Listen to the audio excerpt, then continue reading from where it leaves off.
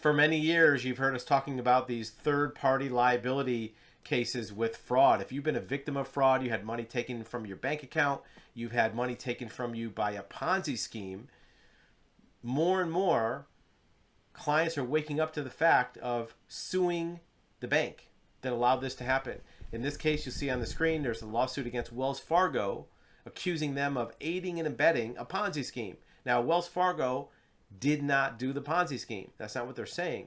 But what they're saying is they allowed it to be easy for a scammer to steal the money. It's like vicarious liability.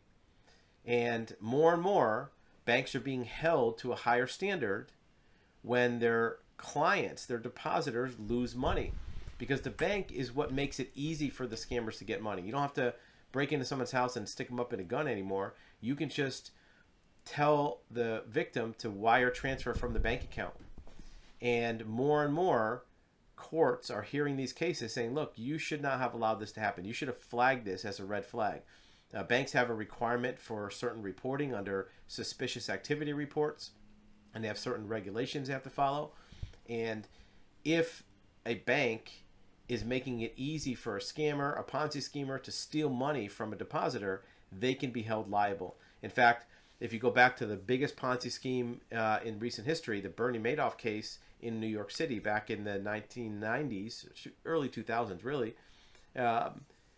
most of the victims got their money back, not from Bernie Madoff, but from the banks that were part of the transaction process. Even though they weren't in on the scam, they had to come up with money.